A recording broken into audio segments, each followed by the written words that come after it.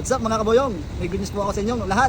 May umorder po sa akin ng Tagalog na manok, si Kuya Roysel. Kung kayo mga kaboyong ay nahihirapan manghuli ng Tagalog na manok na alpas, ganito lang ang technique. Panoorin nyo ako. Ito na mga kaboyong, tatawagin na natin ang aking mga alagang manok. Yeah. Yeah. Yeah. Mukhang nakakahalata silang huhulihin. Ito, target natin. Alma sa apat na to. Pambenta na kayo. Kuya Roysel, nakita mo ba yung mga manok na huling ko? Siguro mga 5 kilo yon. Ay 150 ang isang kilo. So, sumatotal, ang isang manok na bibilhin mo ay mga 750 ang isang manok. Hindi ka nalugi doon. Papakita ko sa'yo ng malapitan. Kuya Roysel, yung kulay brown na manok, inahin yon. Siguro mga 5 kilo yon. Sure ball yun, masasarapan ka doon. Hindi ka nalugi. Tignan natin, ito ang technique ko sa panghuhuli ng Tagalog na manok na alpas.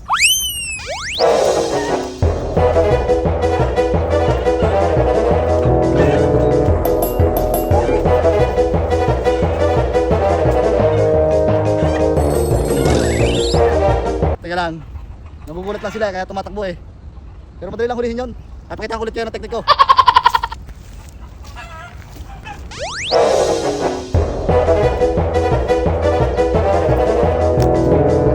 Teka. Ito, hilingan na ako. Teka lang ha, nagulat ulit eh. Pero ito, itatrap na natin.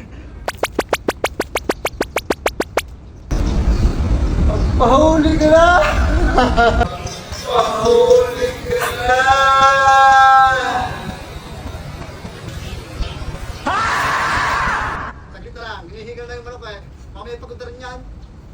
Aabutan ko din yan.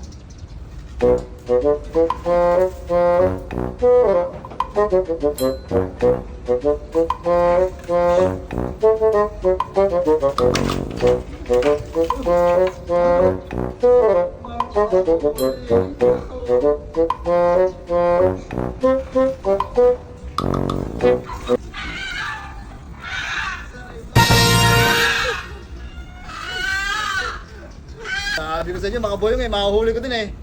Ito pala oh, bulag hindi nakakakita. Pinabot din kita. Sabi sa inyo mga kabuyong eh, makahuli ko din tong manok na to eh. Nakita niyo ang technique ko? Wow! Nag-iba yung kulay, kaso hindi rin nakakakita. Mukha siyang lawin. Oh, iba pala yung nahuli ko. Texas to, from ni Boyong.